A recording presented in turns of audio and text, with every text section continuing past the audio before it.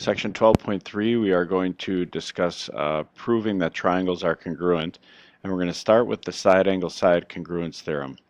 So in 12.3 here, if two sides and the included angle of one triangle are congruent to two sides and the included angle of a second triangle, then the two triangles are congruent. Here's an illustration of what that looks like. So you see we have two sides and an included angle. Now, it's important that you understand what we mean by the included angle. The angle that's marked congruent has to be the angle that is where the two sides meet each other. So you can see that the side AB is congruent to DE and side AC is congruent to DF. Well, the angle right here where these two sides meet, it would be angle A. Okay? And so that angle in particular is the included angle. All right? Angle B would be between these two sides. Those are not the two sides that are marked congruent. Angle C would be between these two sides. So we need the angle that's the included angle in this case, so A and D. So let's put this into action here and see what we can get. So we want to write a proof. Now we're going to do this really informally.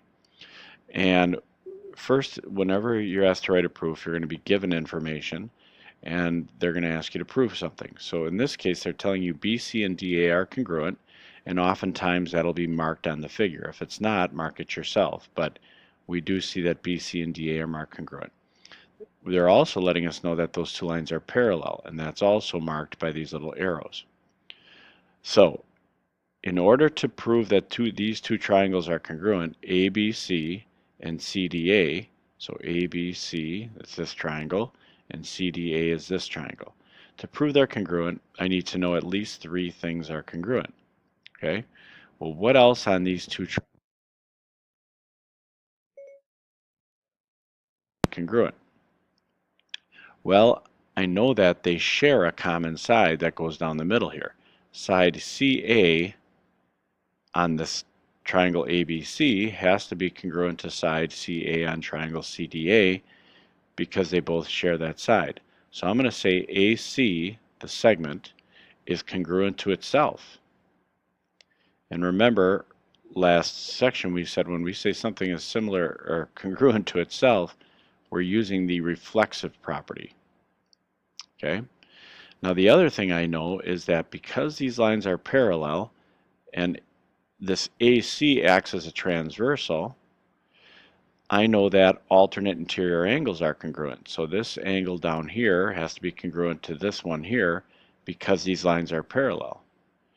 So we can say angle, let's see, what's the name of this angle? It goes from B to C to A. So angle BCA is congruent to this angle down here with vertex A. So it goes CAD. And I know those are congruent because they are alternate interior angles. And you always want to give a reason that you know the things are congruent. If you don't have a reason to say they're congruent, then you can't. Now, notice I said that three things had to be congruent. Well, now I've got my three things. I've got a side, I've got two sides, an included angle on this triangle, two sides and the included angle on this triangle. So that's side, angle, side. So I have now proven that triangle ABC has to be congruent to triangle CDA because I have two sides and an included angle, which is called a side angle side. And there is our first proof.